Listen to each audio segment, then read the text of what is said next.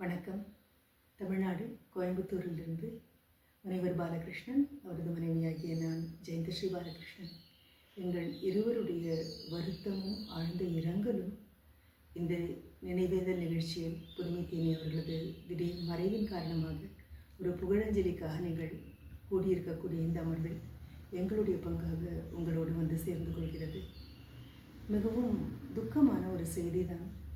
நட்பு என்ற மிக அழகான பெரிய கப்பலின் நங்கூரம் திடீரென்று அசைந்து போனது போல இருக்கிறது.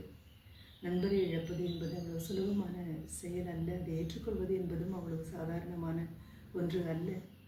புதுமை தேனி மா அன்பழகன் என்று ஐயாவை மிக அன்போடு நீங்கள் எல்லாம் அழைக்கிறீர்கள். ஆனால் நான் அவரை நினைவு கூறும் பொழுதெல்லாம் மா அன்பு ஐயா என்று மட்டும்தான் நினைவு கூறுகிறேன். மா என்றால் சிறந்தது, ஒப்பில்லாதது, மிகவும் பெரியது, அழகானது, உன்னதமானது என்று தமிழ் பொருள் கூறுமே. ஆனால் மா அன்பு என்றால் அவருடைய அன்பும் அவ்வளவு உன்னதமானது, அழகானது, வார்த்தைகளுக்குள் அடங்காத ஒன்றாக தான் இருந்திருக்கிறது.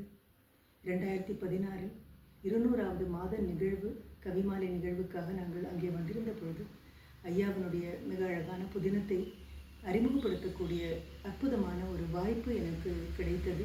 காதல் இசைப்பட வாழ்தல் என்று புதினம் மட்டுமல்ல, அவரது தமிழ் ஆர்வம், தமிழை நோக்கி அவரது பார்வை, ஜெயகாந்தன் மற்றும் பாரதியாரிடம் அவர் காட்டிய அளப்பரிய அன்பு, அரசியலில் அவருக்கு இருந்த ஆழ்ந்த அனுபவம் சார்ந்த நோக்கு, இவை எல்லாமே எங்களை பிரமிக்க வைத்த பல கூறுகள் அவருடையது.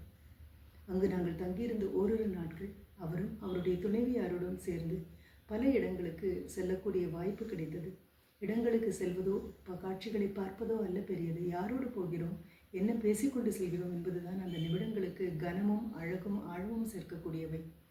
அப்படிப்பட்ட பல நிமிடங்களை எங்களுக்கு தந்த நபர் மா அன்பு ஐயா.